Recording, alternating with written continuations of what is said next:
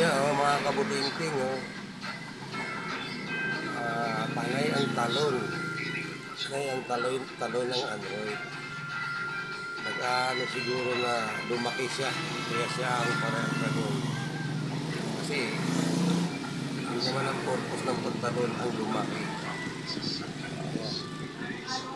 Ayan mga kabutingting, masipag na magtatalon. Ayan mga kabutingting, sigang talon mga kabutingting. Gustong-gusto talaga niyang lumaki, kaya pala ang talon niya.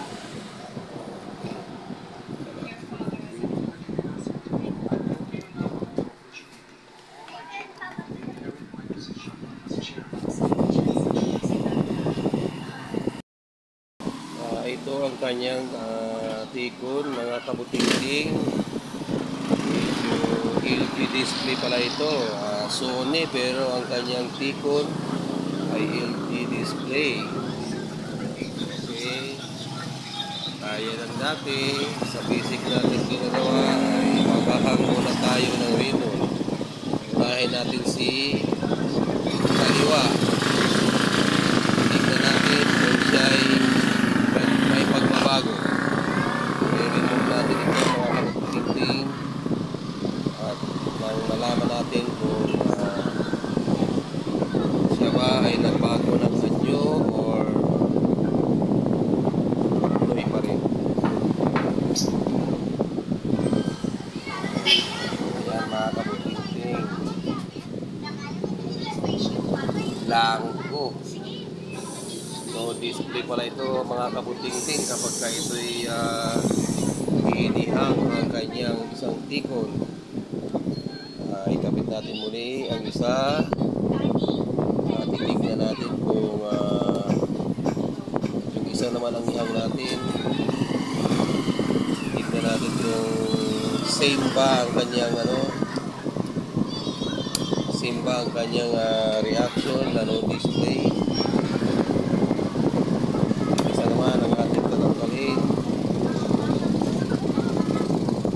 Kabutingting at kamay lang. Ano ang magaganap?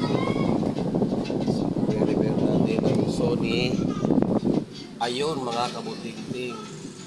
So meaning mga kabutingting, sa kabilang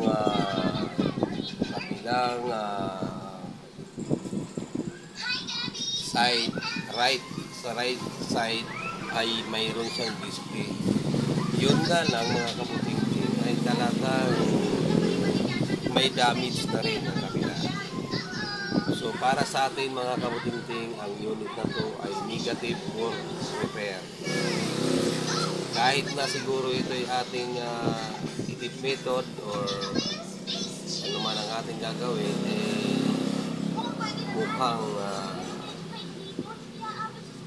malabo pa ang pag-asa nito dahil may bar line siya, hindi siya clear.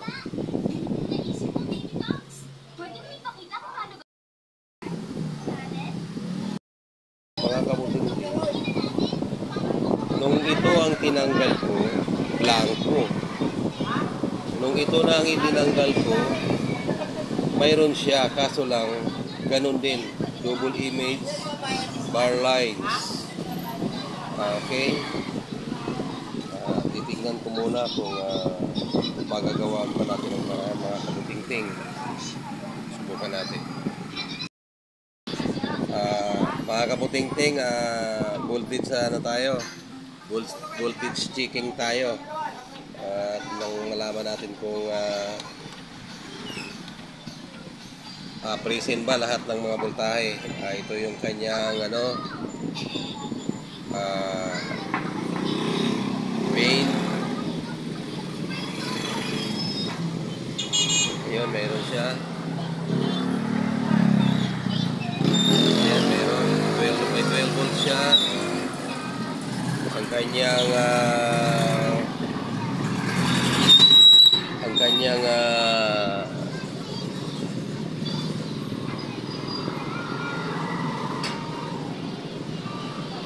EBDD or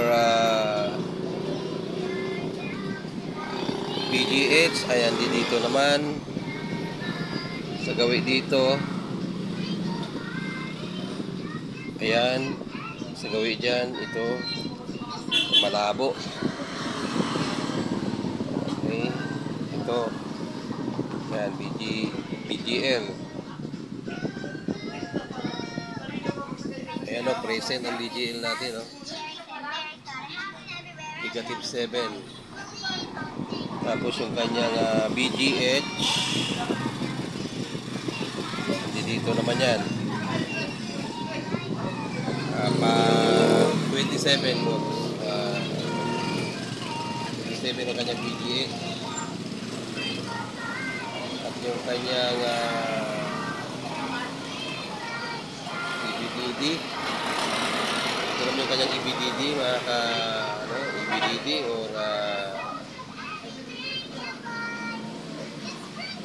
EBDD. Ayan, dito yan nakalagay. Present. At yung kanyang, siyempre, yung kanyang 3.3,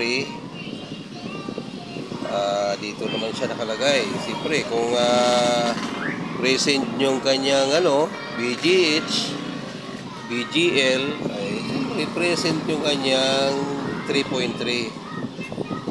Ayan. Ito yun. Ayan, 3.2 pero pwede pa rin. Kunting lang. Wag lang siyang bumaba sa 3. Okay na yun. So, ang final ko dito mga katik ay mga kabuting-ting, subukan ko pa rin. Kung makukuha pa ito sa magic. Mga kabuting-ting, tuloy po tayo sa ating ginagawa. Nabigyan ko po ng konting solusyon yung aking ginagawa. Ito ay ang ginawa ko po ay minodify ko ang kanyang swapping voltage. Ito po yan mga kabuting-ting. Kita nyo yung ginawa ko na yan. Swapping voltage yan.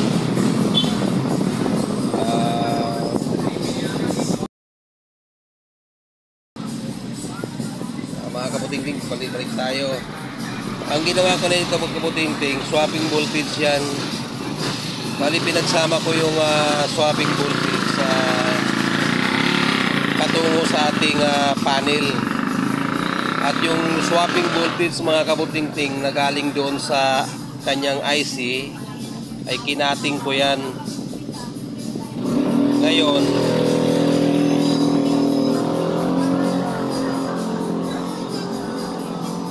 kahit papaano nagkaroon naman ng improvement ang kanyang picture, kaso lang talagang may problema na yung kanyang panel.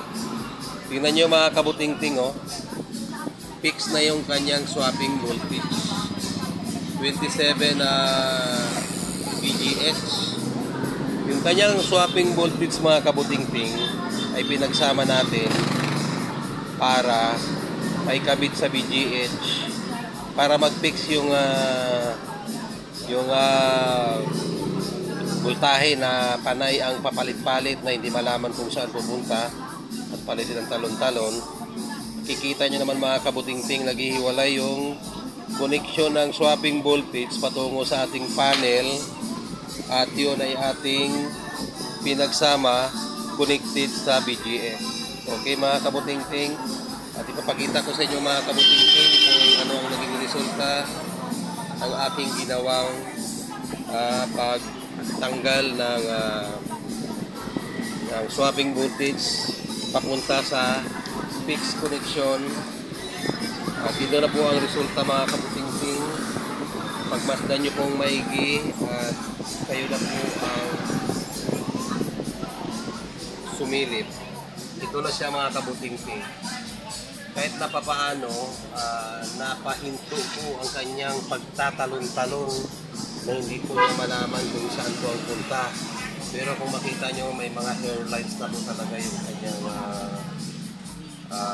screen. Pero at ang kulay niya mga kabuting-ting, huwag kayong magtaka at bakit ganyan ang kulay. Hindi po yan dahil sa ginawa natin. Ang nagiging issue po niyan ay kanyang backlight. Ang backlight niya ay bluish pa. Ito po yan mga kaputingting, ipapasilip ko sa inyo. Ayan, sa butas. Yung kanyang backlight ay bluish niya. Kaya ang reflect ng picture sa ating LCD ay blue.